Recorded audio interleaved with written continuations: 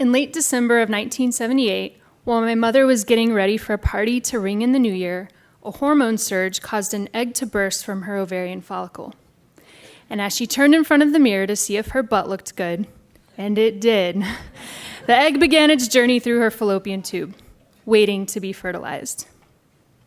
At the party, as she welcomed 1979, she had no idea that in just a few months, a doctor would announce, "Surprise! You're gonna be a mom." How could she have known that in August of that year, a little girl would arrive, and according to the doctor, way too soon? That despite what everyone seemed to think about a baby that weighed less than 5 pounds, this tiny little girl was going to be headstrong and tough and would never stand for being told that she was fragile. Why would my mom ever have reason to predict that 10 years later, she'd get a call at work saying that tough little girl kept fainting at school? And then later that day, have a doctor explain that he thought something was wrong with the little girl's heart. How could she have prepared to respond when the girl stared straight at her and with a piercing gaze she'd only ever seen in adults asked, "Mommy, am I gonna die?" She didn't know that her eyes would be the ones filled with tears, and knowing she couldn't lie, she'd respond, "I sure hope not, honey." How could she have planned that 2 years later the girl would fall in love with playing sports? Athletics, it turned out, helped counter the damaging effects of the heart murmur she'd been diagnosed with. But they also helped temper the girl's headstrong attitude. My mother had no way to prepare for one night when her daughter would ask for help because the soccer coach made her run extra laps for being scared of the ball. It was very important to the girl that the coach stop calling her delicate. So for hours, my mom launched a soccer ball at her daughter to practice letting it bounce off her head, her sides, her back, and her chest. The girl joked that every time the ball hit her in the chest, it felt like it was pushing her fledgling breasts backwards into her body. Then, without missing a beat, the girl followed up that she knew the breasts in questions weren't really fledgling, but non-existent. My mom wasn't prepared for this quip and fell over laughing. "You're a pretty funny kid," she said.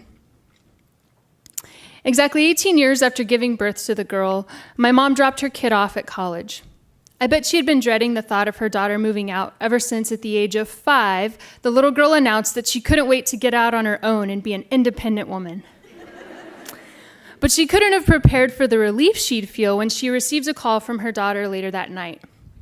"Hey, Mom, I'm happy here, but I still miss you because it's my birthday and it feels weird not being with you right now." My mother could not have prepared for the moment almost 34 years after giving birth when she watched her kid go up on stage, standing only behind a microphone, to tell people jokes. How nervous she'd be, how hopeful, and then how proud when her kid pulled laughs from others by opening up herself. After the show, she'd whisper to the girl, "You were so funny." "Mom," the girl whispered back, "you have to say that because you're my mother." "No," she'd say, "I have to love you because I'm your mother, but I don't have to love your jokes. I'm telling you that you're funny because you are." In December of 1978, my mom did not know that she was on the verge of raising a stubborn, sassy, fun-loving, and tough woman. And then almost 35 years later, that woman would send a text message to her mom saying, "I know I keep telling you and Dad that everything is fine. I didn't want you to worry, but I'm not fine." She didn't know that she would get up and walk out of the meeting she was in to pick up the phone to call her little girl, who was suddenly acting smaller and more delicate than she ever had.